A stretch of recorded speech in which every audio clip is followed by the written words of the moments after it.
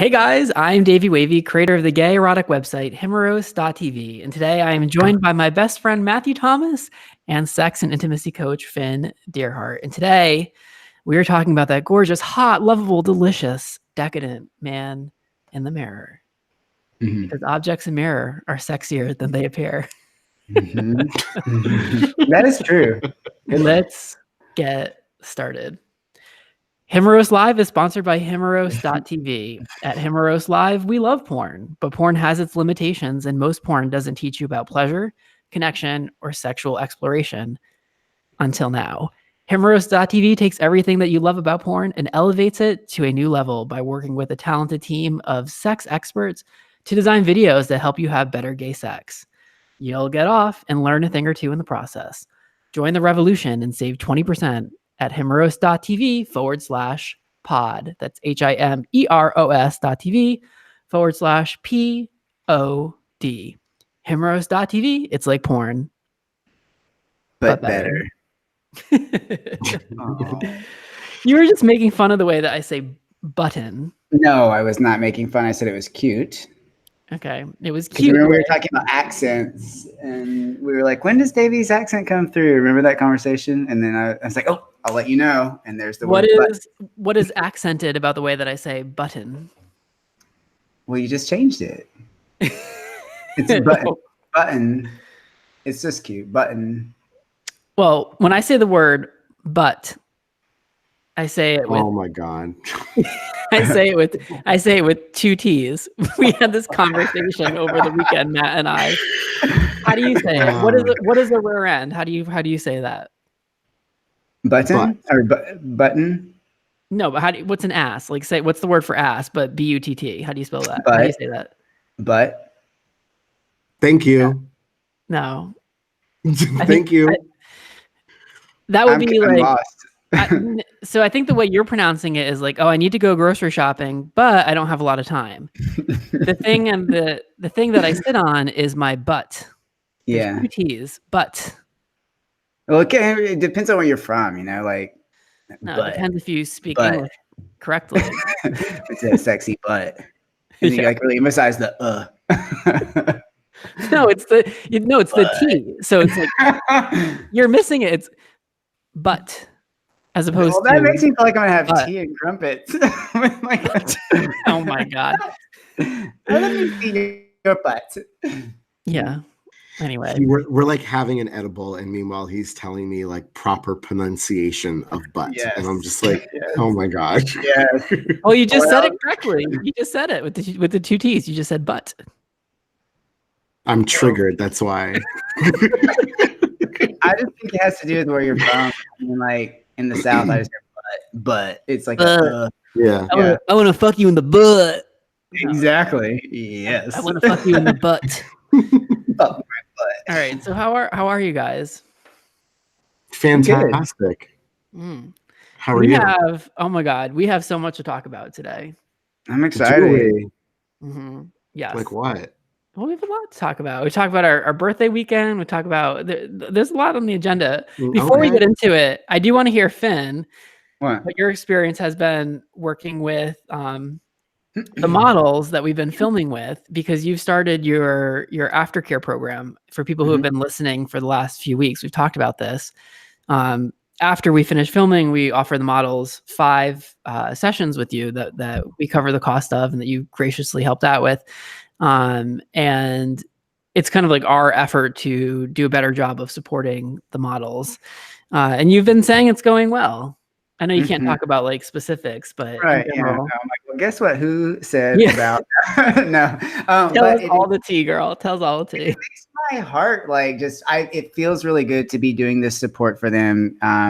Considering what we are doing with them in the industry, and then like hearing their stories. And I know there's been a lot of talk on the podcast specifically recently about, people's assumptions about actors and what they might be going through versus like the images that they're projecting in the films. And true to what we've talked about, they have a lot going on that they really need some support for. And I've heard people say, I really didn't know where to start. I'm really grateful that we've been having this conversation and just helping them to bring some of that to the surface and let them know that it's okay to like open up further about their experience. It's been awesome.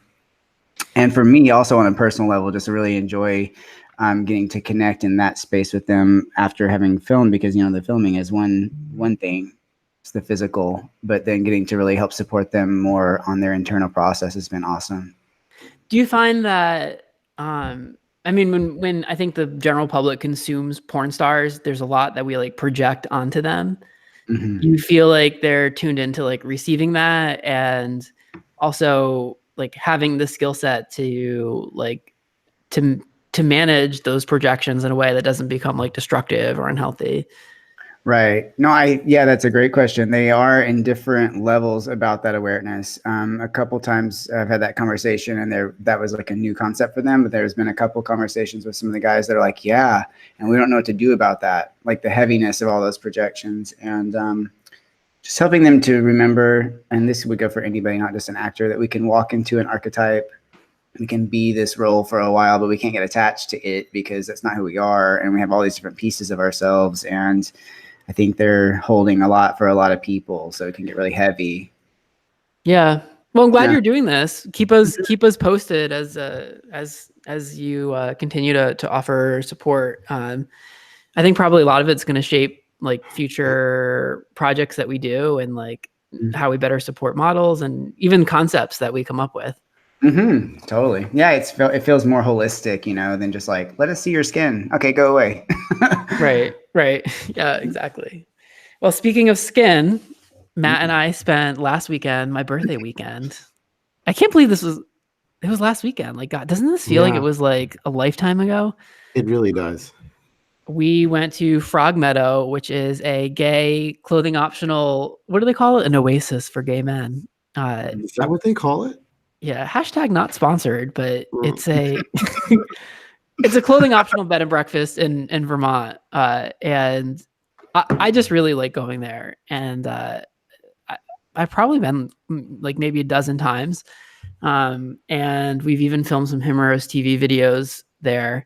It's owned by this really cute husband, Dave and Scott, and it's this really like sex positive, like sprawling farm. They host a lot of tantric workshops. They have a really cool garage space that they like clear out for retreats. And I was supposed to go with Chad, but then he dumped me. So I was gonna go by myself and maybe bring like a book or like my iPad and do some painting on it and just relax. But Matt said, he was like, nope, no relaxation for you. I'm coming. And so we went, and I don't know. It was very sweet. I don't mind saying this in the podcast. I know, Matt, you're probably going to get embarrassed, but we've been friends for like 16 or 17 years, probably 17 years, maybe at this point. And you drove all the way from New Jersey. Well, I guess you were in the city. You drove all the way from New York City through traffic, probably for what, like 5 hours, so that we could spend some time together. And you're very busy and you have a lot on your calendar, but you have a lot going on in your life, and I really appreciate you taking some time out for us to spend together in Vermont. Absolutely. Oh my gosh. You know I would do it again. I'm going to see you again next month. The thing is, we don't get to see each other enough. You know, you living in California, me living all over the place. It's nice when we can reconnect and spend time together. We talk all the time, but it's not the same like getting to actually see each other. So I appreciated it. And as much as it was your birthday and we were celebrating you, like I realized I kind of needed that weekend too. So it was nice. Yeah, we did a cute, like we went to dinner, and then we got this like really nice cheese plate. Grafton Cheese Company is up there, also hashtag not sponsored, but it's very good. And we also got massages. This was amazing to me because the Matthew Thomas that I know from like, okay, so when I turned 30, we went to a clothing optional resort in Palm Springs, and Matt like locked himself in the bathroom for like the first 20 minutes of it. Now fast forward to this past weekend, we both got naked massages from a naked masseuse therapist. I don't know. What's a male masseuse? Why does it even need to be gendered? We had yeah. Anyway, he was naked, and Matt especially loved the instances where, in order to like reach his lower back, his dick was on his forehead. What? His dick hit my forehead like 3 times.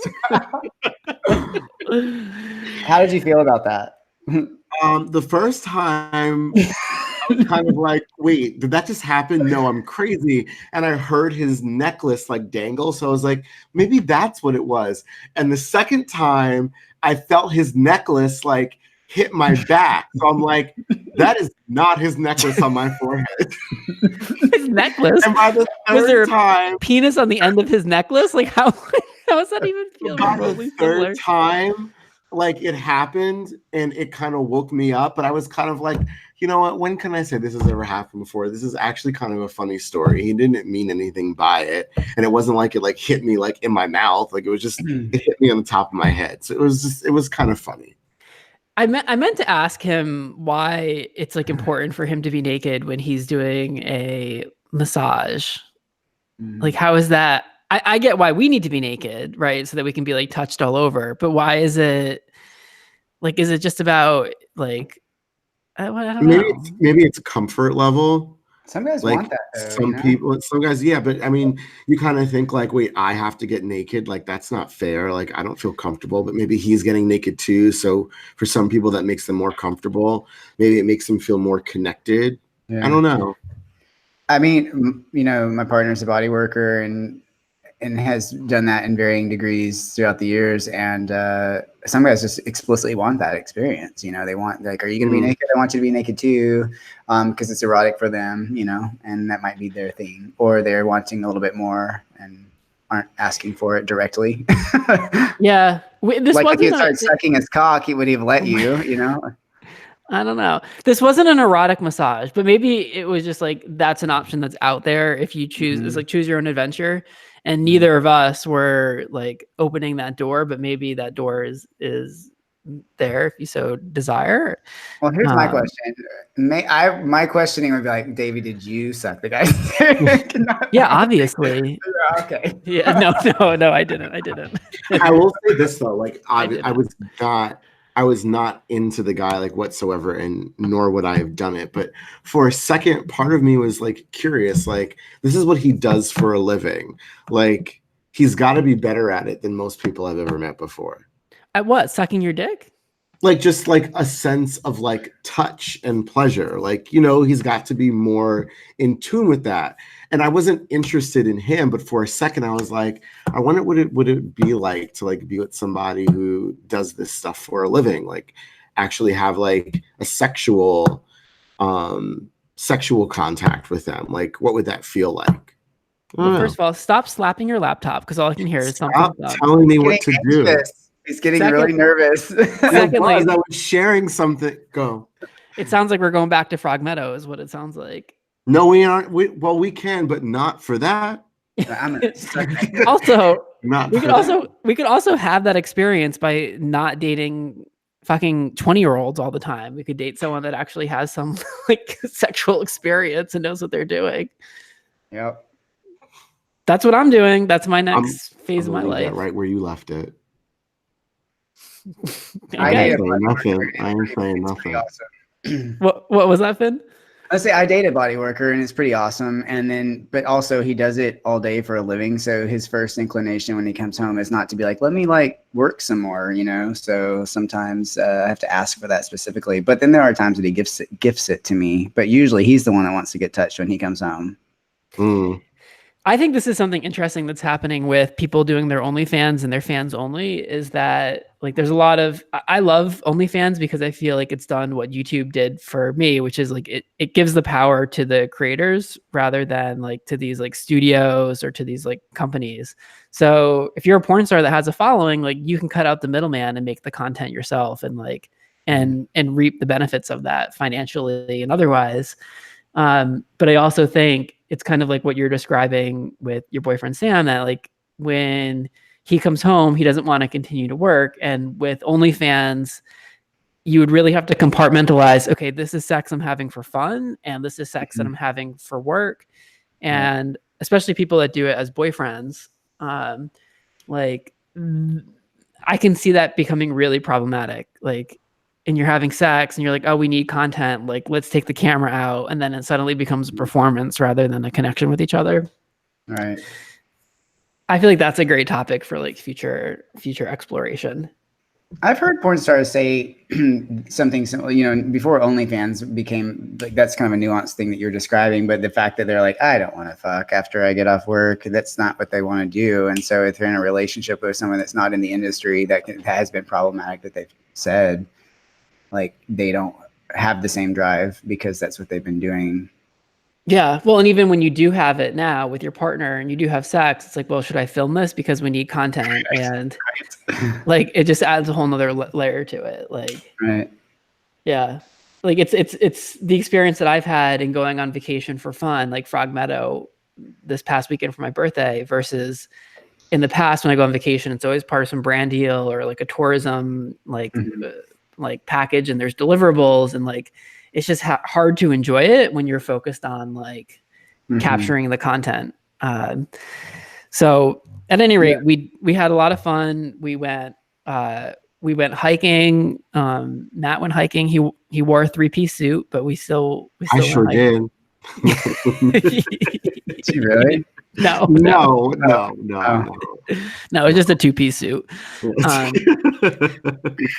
And a t-shirt and shorts. I was really impressed. In other news, I posted some new content on my second YouTube channel, Davey Wavey Raw, which gives the backstory to last week's video, which is Waiting for Rock. You guys can watch the PG-13 version of Waiting for Rock on my main YouTube channel, or the explicit version on Himeros TV. But we got some really interesting feedback from a podcast listener. So he wrote, I absolutely love the PG version of Waiting for Rock. It took me back to the days of black and white TV and vinyl record stereos. The boys are gorgeous and the film was so sexy. You also celebrated Rock Hudson in a positive way as a gay man. I wanted to comment on your podcast commentary on Rock Hudson. He worked a lot with Doris Day, and then in the 70s had a TV drama mystery series called Macmillan and Wife with Susan St. James.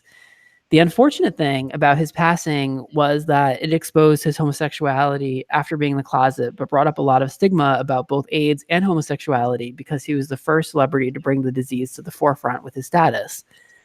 Tab Hunter was also closeted, but eventually came out. If you haven't, you should check out Armistead Maupin's documentary on Netflix, where he discusses being with Rock Hudson when Rock would visit San Francisco, which I haven't admittedly seen the documentary yet, but I do. I might be completely butchering that name, Armistead Maupin, but it is on my watch list, so I am going to check that out. Yeah, it sounds interesting. I love it when we get stuff like that. I want to watch that too. Yeah. I need some new stuff to watch anyway. I feel like I've binged through like all the. I'm basically caught up on everything. Do you guys have any suggestions of good stuff that you've watched? No. Okay, great. Yeah. Wait, you know what? I'm waiting for my Netflix to load. I'm actually going to tell you. There's a great comedy that I watched.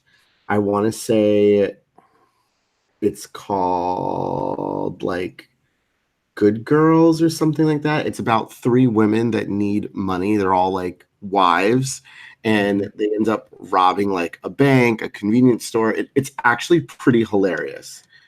I know. That's are they like straight? Yeah. Does that matter? It kind of does. I just don't have a lot of patience with like straight people. There is that's. I think we're better than them. No, oh my God, no. There's that guy who's handicapped and special. Yes, I actually really enjoyed that. Okay, yeah, I do want to watch that. Yeah, I haven't seen it yet. I was gonna say on my watch list, a friend of mine that used to be involved in ACT UP in New York City, when the activist days first were like hitting really hard with that group, he said How to Survive a Plague and United in Anger are really awesome documentaries too, in the historical cultural side of gay rights. Oh, okay. Yeah. Is that on Netflix? Yeah. Yeah. How to Survive a Plague and United in Anger. And awesome. Pose too. I haven't seen that yet. That's on my watch list. Oh yeah, I have been meaning to watch that. Yeah. All right. If you guys at home have any suggestions for stuff we should watch, feel free to send it in.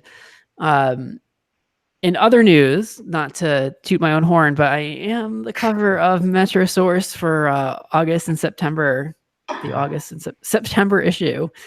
And we talk, and it was actually a really fun interview, really good conversation. And we talked a lot about Himeros TV and something I don't think I have talked a lot about, which is it's kind of applying the same formula that I used in my YouTube content. It's applying it to erotic content in the sense that, like, on YouTube, I try my best to package a good message and something that's like fun to watch, or it's like sexy to watch, or, you know, it makes you laugh or smile.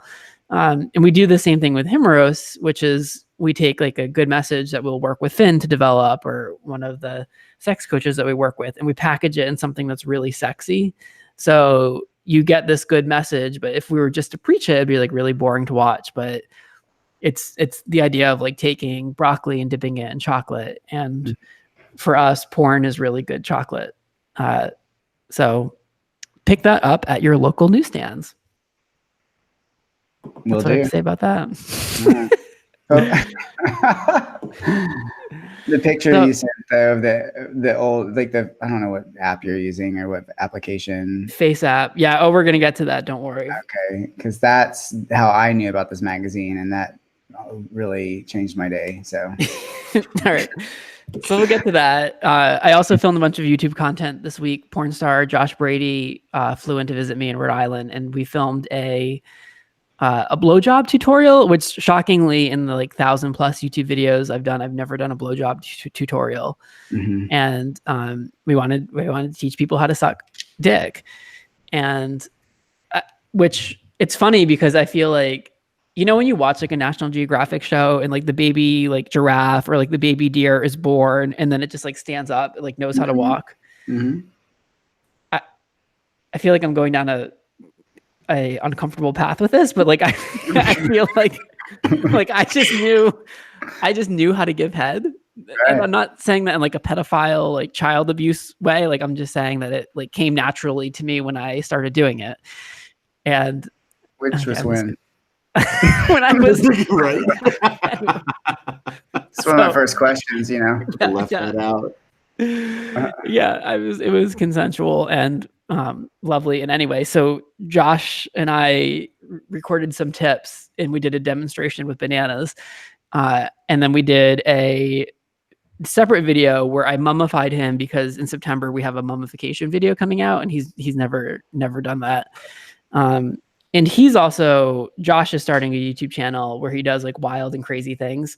So he wanted to go ghost hunting while he was out here. So last night we stayed at a haunted lighthouse on like its own private island. You can rent out like a space to stay there. And I go pretty much every year. I've probably gone for the last 5 years. And I go once a year because it takes me a year to forget like how uncomfortable it really is and how much I don't like it. And then I'm like, oh, staying in the lighthouse, that sounds fun. So then I like book it and then I go and I'm miserable. And it was like, it was super hot and humid and there's no air conditioning. There's barely electricity. Like the electricity they have is like comes from the sun.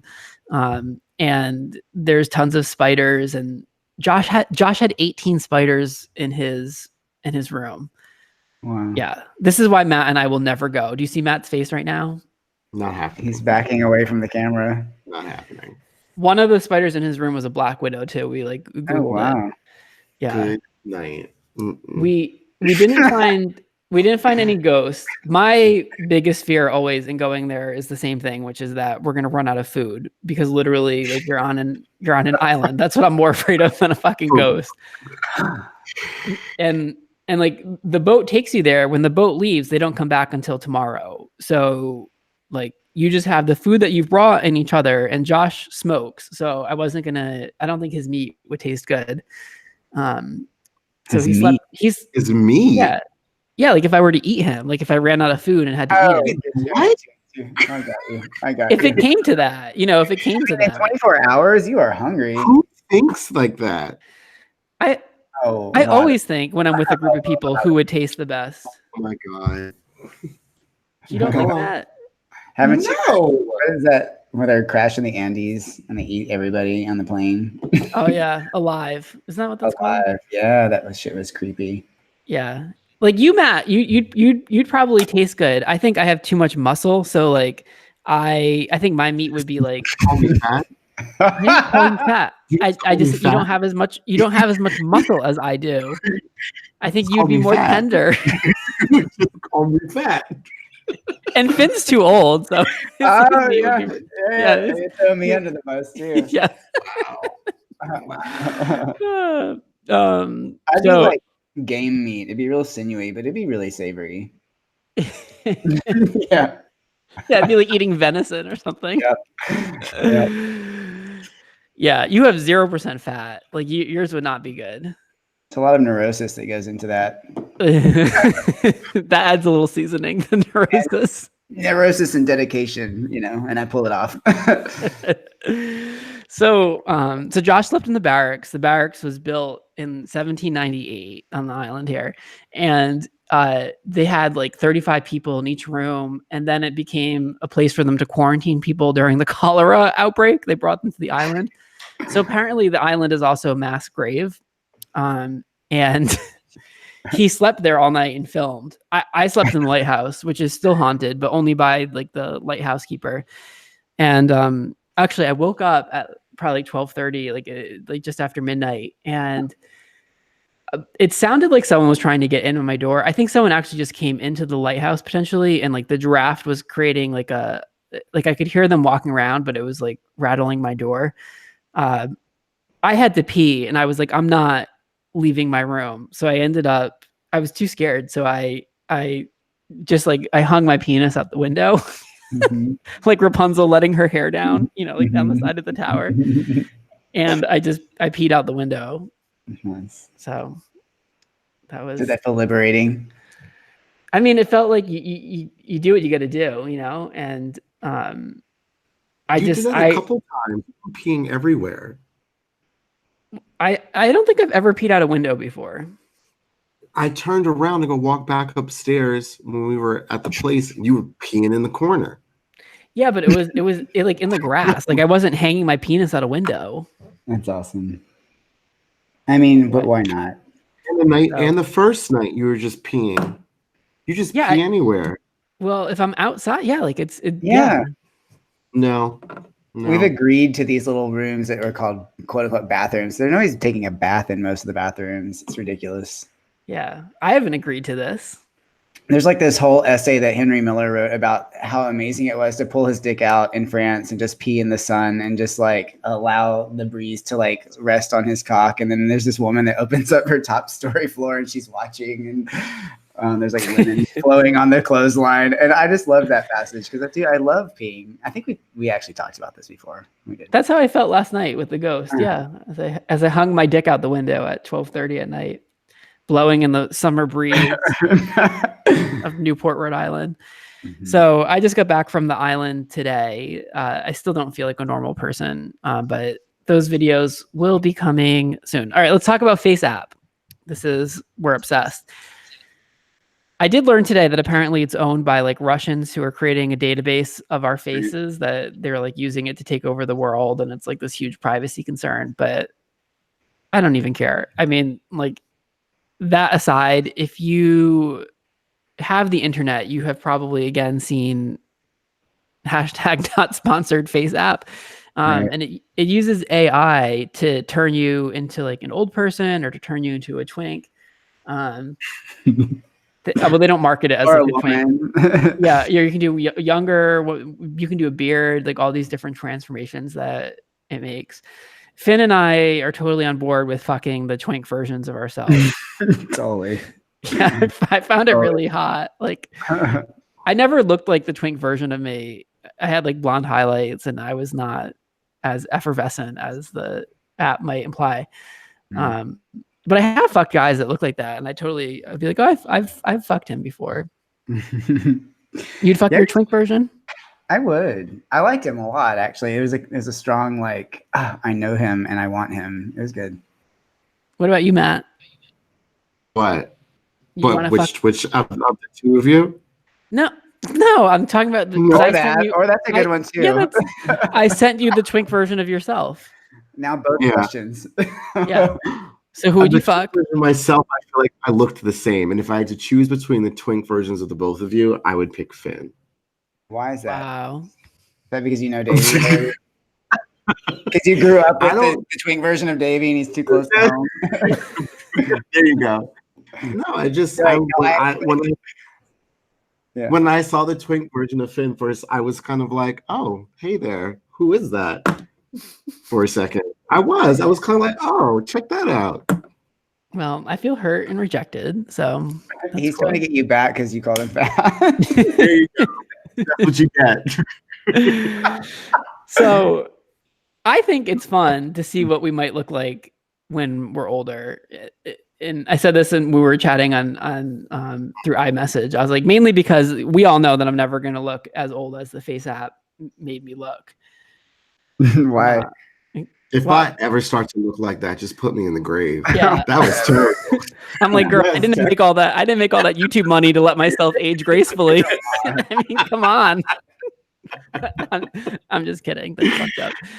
So and I think it actually is related to today's video. I was trying to make this connection through iMessage. I was trying to be deep and profound because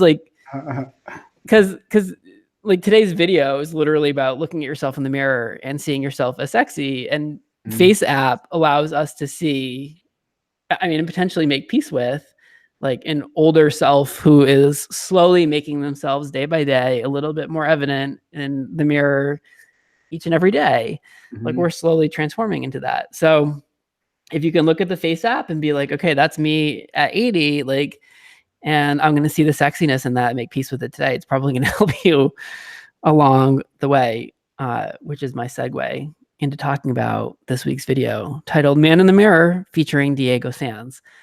You can watch a free preview at himeros.tv, or you can join to see the full video. This concept was developed by Dr. Jalen Ricks, and he wrote the voiceover that's in it, which I really like. Despite it being in my voice, I thought it was really sweet and very powerful and moving.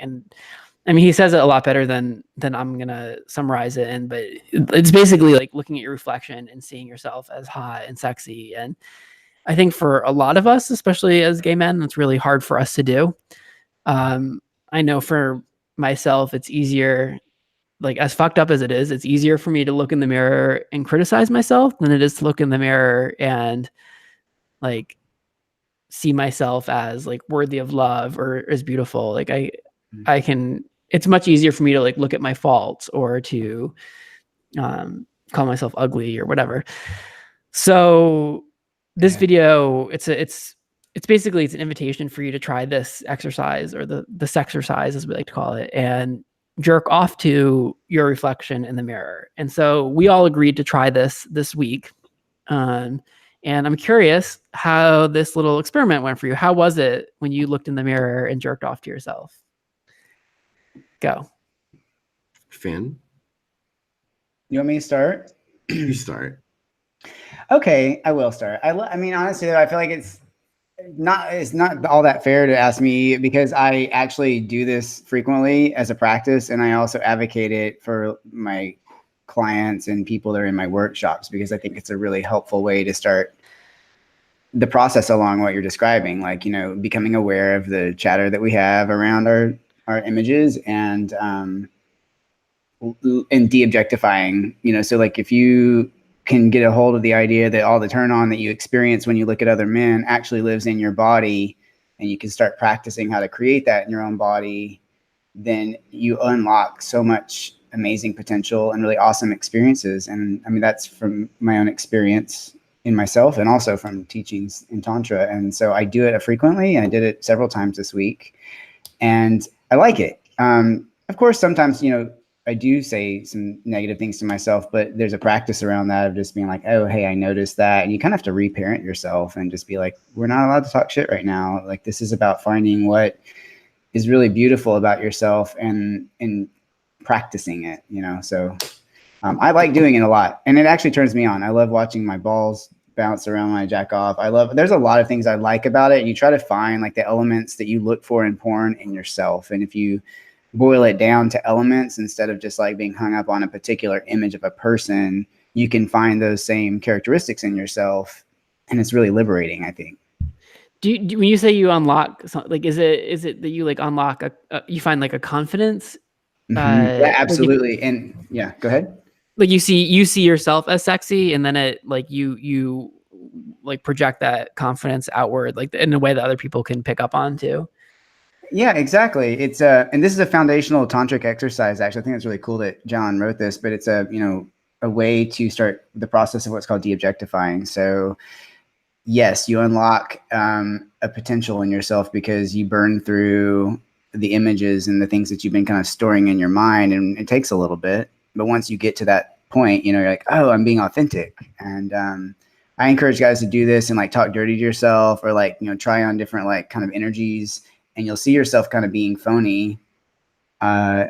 And then you'll see yourself when you really kind of click and go, oh, that's when I feel like I'm really myself. And that must be what other people see in me too, whenever I'm, feeling really connected. And so you just practice going into that space more and more automatically. And then how that translates over into your sex is then like you've had the experience of just being in your body more. And then it just comes more naturally when you're connecting with another guy. So that's helped me immensely in my own partnership. I mean, I've been doing that for about 1.5 years, like pretty consistently. And I love that video too. I think the video is amazing.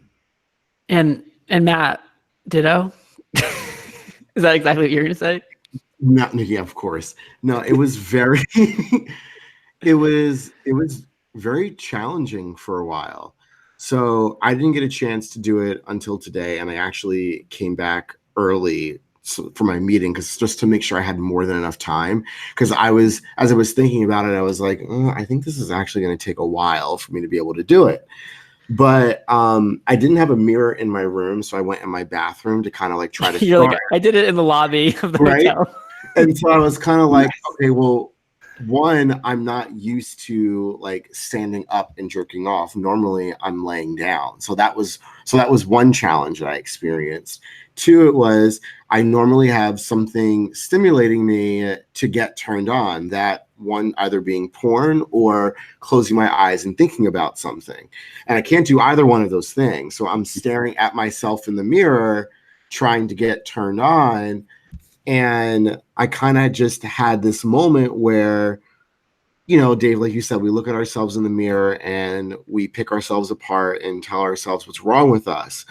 And it just kind of came naturally where I was saying things to myself, telling myself how good I did look and being encouraging of myself.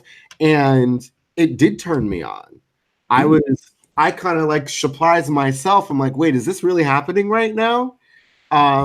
So it was a lot of fun. It took me a long time to finish, probably because I was standing up, but it was a lot of fun. And I think it's something that I definitely would incorporate more. And, there were things about myself where I kind of was like, do I ever make that face or do I ever do that? But it wasn't in a way of me putting myself down. Like I actually there were moments where I kind of laughed at myself. Like I just thought it was kind of funny, So I would encourage people to try it. And if it doesn't work out the first time, that's fine. I think that you should keep trying to do it. I really do. Yeah. Yeah. So I'm going to add to that. Like when I was young, we had, because you were saying you usually look at porn. And when I was young growing up, we had a dial-up internet connection. And so getting porn to load took all fucking afternoon for a single picture. So out of necessity, I would just climb up on top of our washing machine downstairs so that I could see myself in the bathroom mirror. And I would sit on the washing machine, I'd look at my reflection, and I would jerk off to myself. And I loved doing that. And it was super easy for me to get turned on. It's funny because trying this as an adult, in contrast, it also for me was very difficult. And I think when I was young, I hadn't been conditioned with gay culture and these ideas of what's beautiful and what's sexy. And I wasn't like plugged into this collective definition of like what is sexy. And so when I started, it was also really, really uncomfortable for me to jerk off to myself, but I did do it and I continued with it. And there was kind of this moment where I started to like see myself a little bit differently. And as I love it when people play with my nipples. And so I was playing with my own nipples and I was watching my like genuine, authentic reactions to it. Like if it feels good when I play with my nipples, and I was watching my body kind of like shudder and like shake a little bit and like seeing in my face how I was experiencing the pleasure. And like I could see my body getting turned on, and it was hot, but it wasn't hot because I looked a certain way or because I was like had a certain percentage of body fat or like a big dick. It was hot because it was hot. Like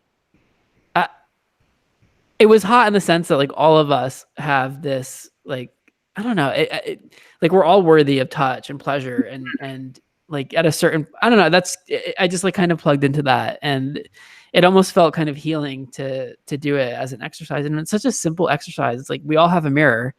And even if you take just a few minutes to try it, and I get that like we're all challenged by our reflections, and like like we will continue to be if Face App is any indication of what we have to expect. But like, I don't know, if we don't make peace with ourselves, like, and we're going to be fighting a war with ourselves. Like if you're fighting a war with yourself, like, you know, no matter who loses, it's going to be you, you know? Right. So I don't know. For me, this was a video about seeing the sexiness in yourself and deciding not to hide it.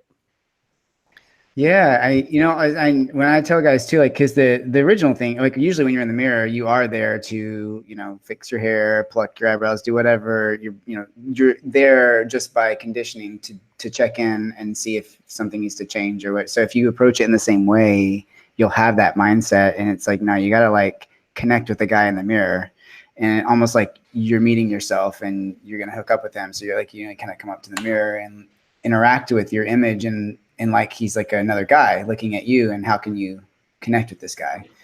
And having your mindset in that place is helpful, because if you just go at it like you go to the bathroom mirror in the morning, you might just automatically kind of have a critical reaction, and it takes a little bit to move through it. But I like my own experience, a couple of years ago, that made me start doing this, because I'd known about this teaching for a long time, but I was really resistant to it, because I always felt like, but I get really more turned on when I watch porn and it's more fun. And like one day I just had this awareness where I was like, oh my God, I actually do get more turned on when I'm just like sitting here with my phone than I do with myself. And something about that day a couple of years back kind of jarred me, and I started working towards it. So now though, I actually literally do have a lot more energy and excitement in me when I am by myself or in my own fantasies than if I watch porn. I end up feeling a little less like turned on, actually. So that's been my journey.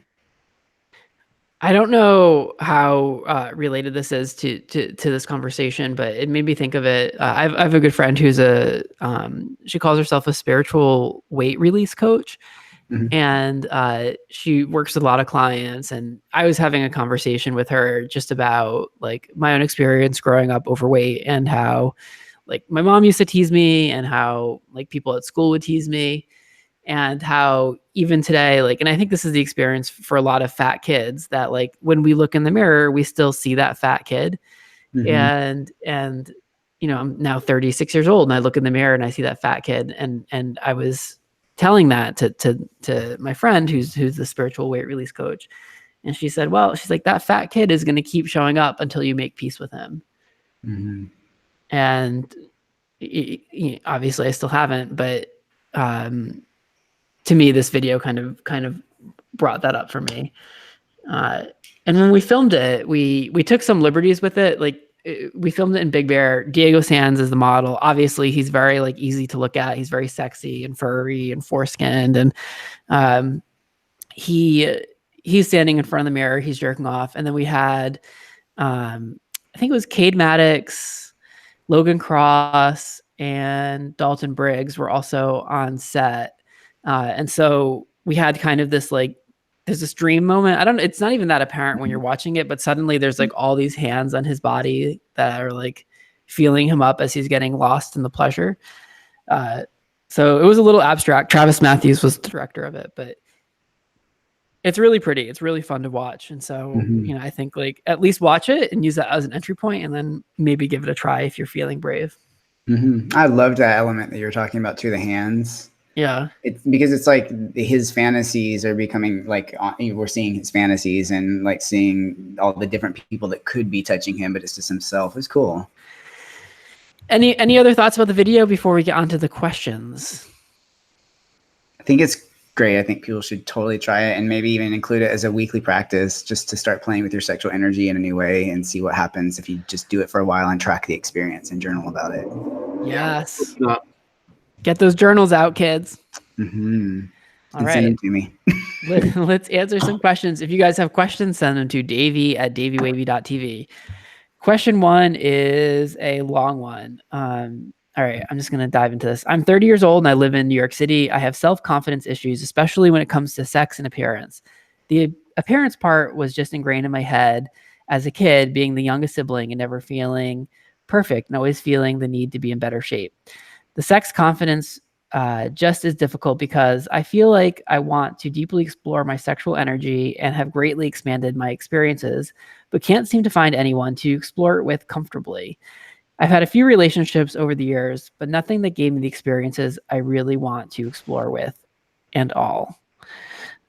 I hate saying this, but people say that I am attractive and in good shape, blah, he writes. However, I always view myself as a loner when it comes to the gay community. Reasons being that I've had a lot of experiences trying to make friends, and then those friends just want a physical relationship. And when I don't want it, it's just like a friendship that fades away. And I get awkwardly ousted from the friend circle I was trying to get into. It's incredibly frustrating and it hurts my confidence because I always feel like I'm just going to let everyone down, that I can't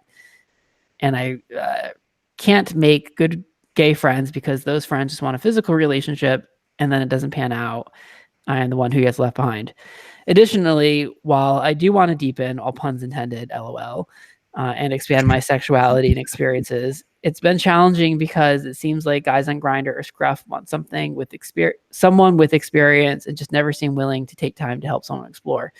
It's a real pain and quite the conundrum spiral that I'm in lately.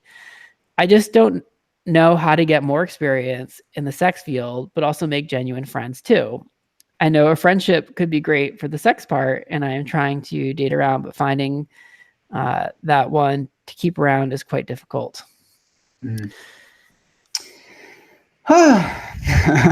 So to summarize, it sounds like what he's saying is he wants to make friends, but his friends want to have sex. And he wants to have sex, but it seems like he has the opportunity to have sex because his friends want to have it. Right. He wants more experience in the sex field. His friends want to have sex with him, but the guys on Grindr don't want to have sex with him because he doesn't have enough experience. It sounds like the people in your life are offering you the opportunity to get that experience. Right.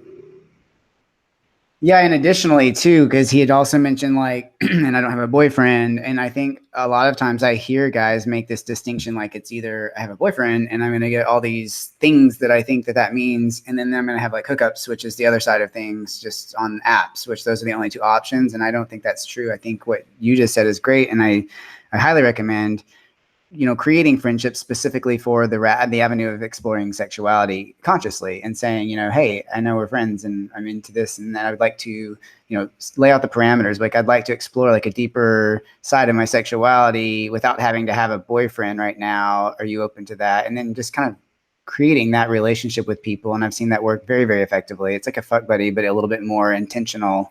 And that way you're not just calling each other when you want to get off. You're actually, you know, exploring with each other because you're like sex explore buddies, and that's so fun. Yeah, and it doesn't have to be about creating a life together. Like it's not, right. It's a different intention than boyfriend. Matt and I are really great friends. We don't have a sexual like facet to our friendship, but I do have that with other friends. And you know, like we can go to the movies or go hiking or spend time together, but then we can also come back and have these explorations and gain the experience, which it sounds like you want, and the guys on Grindr that you're interested in are expecting you to have. So to me, it doesn't. Go ahead, Matt. No, I'm just rereading this because it's a lot. And he says in here that he has a lot of experience trying to make friends, and those friends just want a physical relationship. So when they want to have sex and then he says, no, I'm not interested, but let's just hang out, those friendships just go away. So he's not able to have that relationship that you have with some of the friends that you have that with. And he wants that, but he can't seem to keep people around when he doesn't feel like having sex with them one day because they only want sex. They actually don't really want a friendship. I see what you're saying. Yeah, I see that too. I didn't catch that in the first read. That's another facet.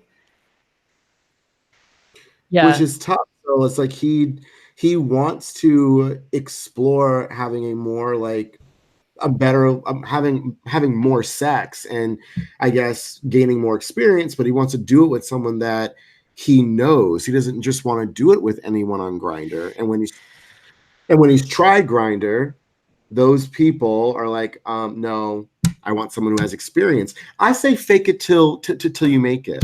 Right. Pretend you have the experience. Yeah. Exactly. I've never been even asked that on Grindr. Oh, me either. I mean, like, how much experience do you have? I've never been asked that question of all the questions I've been asked. Yeah.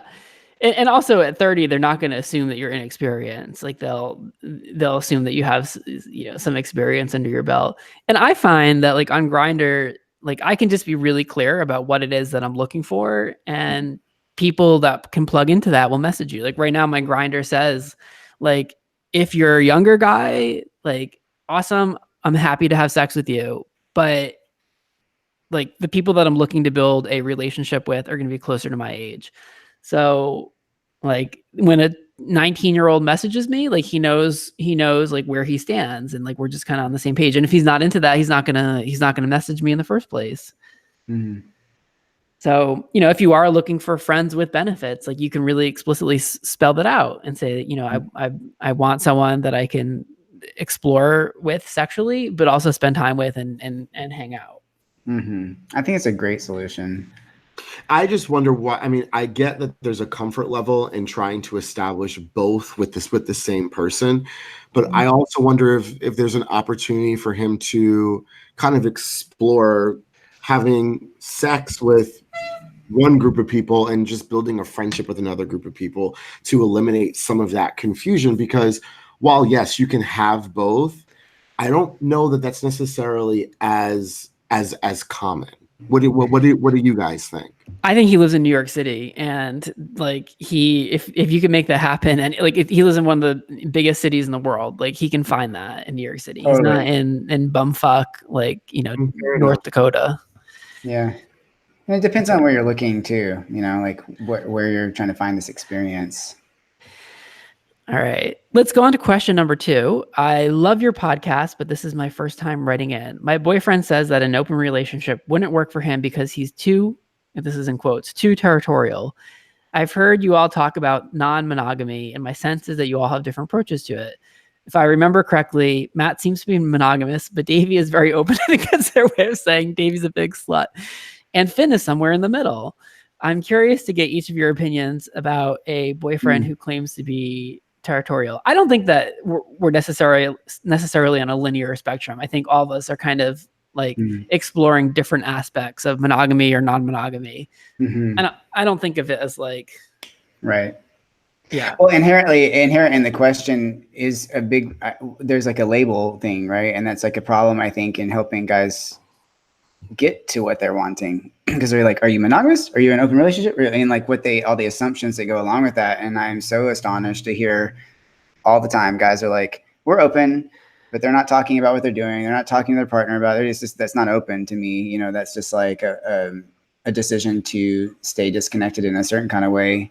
So, I'm not always sexually exclusive, but I don't also just kind of go along with like the assumed open relationship, standards. So I think when I hear he's too territorial, there could just be an opportunity there to get to a vulnerability that he's protecting, right? He's nervous about something, he's scared of something, but if no matter who you are as a couple, you like work out what you're wanting and needing and kind of attune to each other and kind of work towards what you're wanting together, you can get past someone being territorial. I have territorial feelings all the time. That doesn't mean that I honor them or like allow them to be the dominant feature of what I'm trying to experience with my boyfriend and what he wants to experience outside of me. So yeah, I think that's my thoughts on that. It needs to be more a negotiable, like, what do I want?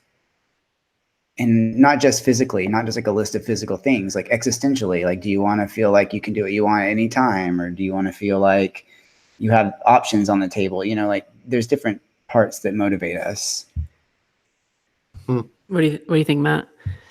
I think that there is some truth to what he's saying as far as like how all three of us happen to come across like on the podcast. Mm-hmm. I think that for me, I like the idea of monogamy, but I think with some of the things that I have dealt with and experienced recently, my perspective is a little bit different. I've always been open to inviting a third person into the bedroom with me and my partner. Mm. And I think that goes back to guys that I dated before. I'm totally open to that experience. I wouldn't say I'm territorial, but I think that I have a lack of trust in a truly open relationship. And it's not a lack of trust for myself. I think it's a lack of trust for my partner. And that goes for any partner that I'm with, because I can't control is like the only word that comes to mind. I don't know how else to say it, but what's to stop my partner from having more than just sex and not building a connection with someone else? Like I would love to say that I'm open to us both just sleeping with whoever we want and doing whatever we want, but there's that fear of, oh my God, like, what if my partner builds a better connection with someone else other than me? Mm-hmm. That along with other things, but that's something that immediately comes to mind and scares me and makes me think, no, an open relationship is not a good idea for me. Just being honest. Mm-hmm. Yeah. And to me, it's like, I would say that like you're never going to guard yourself against that. And right. Like that could happen with your boyfriend and one of his coworkers or one of his friends, someone at school, someone he talks to on the subway. And like by making the relationship close, potentially at the expense of things that you want to explore within yourself or sexually, you're giving yourself a false sense of security. Mm-hmm. In the expense of that is very high. When I hear the opportunity cost of that is very high. When I hear the word too territorial, I think of like when guys say, oh, I'm too jealous to have an open relationship. And I think it becomes a very easy way for us to kind of dismiss or shrug off, oh, okay, well then that's not right for him. Right. But my question is like, okay, well, where does that jealousy come from? Like, what is that trying to protect? Like, mm-hmm. If you feel like you're too territorial or too jealous, you probably have the most to gain by exploring this, like this aspect of yourself. But doesn't that also depend like how bad you really want it? Yeah.